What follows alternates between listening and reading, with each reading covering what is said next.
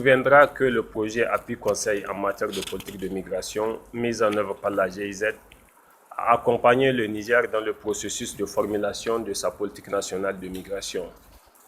Avec l'adoption de la dite politique, le gouvernement fédéral d'Allemagne a renouvelé son engagement pour soutenir le Niger dans la mise en œuvre de cette politique à travers le même projet.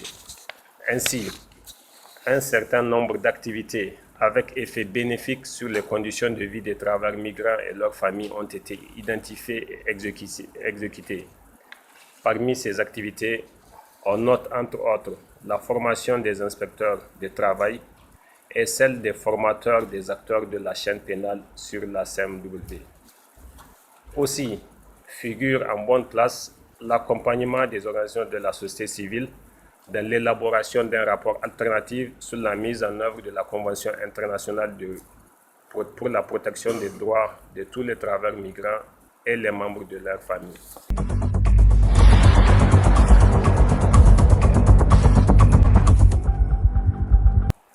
Cet atelier est l'aboutissement d'un processus que nous avons conduit avec le projet Appui Conseil en matière de politique migratoire, un processus laborieux, un processus de travail inclusif et participatif qui a commencé par la réalisation d'une cartographie des organisations de la société civile travaillant sur les questions de migration et droits humains.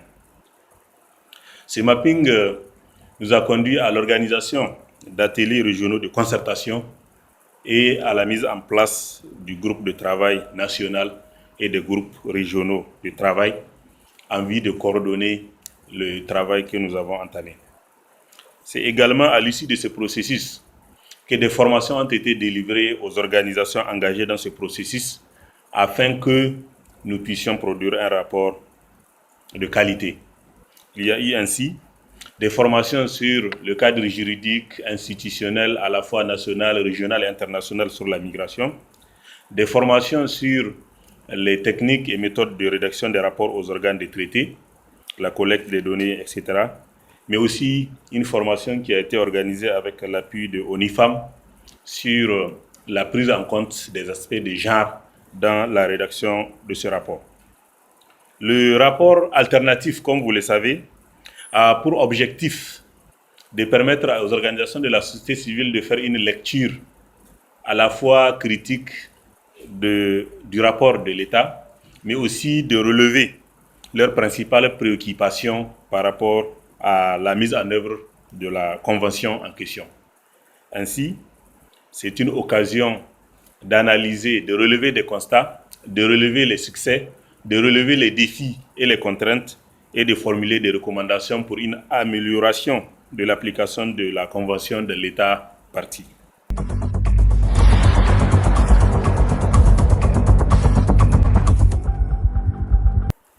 Cette convention, vous le savez peut-être, a été adoptée par l'Assemblée générale des Nations unies le 18 décembre 1990 et entrée en vigueur le 1er juillet 2003. Le Niger y a adhéré le 18 mars 2009. Elle compte à la date d'aujourd'hui 54 États parties, dont malheureusement aucun pays de destination des migrants. Dans le processus de présentation des rapports, la société civile a un rôle éminent à jouer.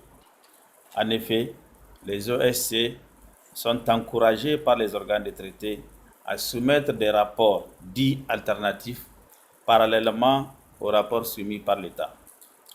Ce rapport alternatif peut revêtir, selon le choix de l'ONG qui le présente, soit la forme d'un rapport complémentaire, c'est-à-dire celui qui vient compléter les informations fournies par le rapport de l'État, soit la forme d'un contre-rapport, c'est-à-dire celui qui vient en contradiction avec le rapport produit par l'État.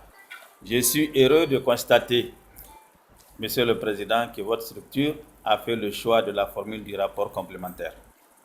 Un avant-projet de loi adopté lors d'un atelier tenu les 16 et 17 mai 2022 à Dosso vient d'être transmis au secrétariat général du gouvernement pour introduction dans le circuit d'adoption. Ce texte de loi, désormais parfaitement conforme aux normes et standards internationaux et surtout à notre tradition d'hospitalité légendaire, ne fait plus du migrant un délinquant, mais plutôt une victime qui a des droits qu'il faut protéger.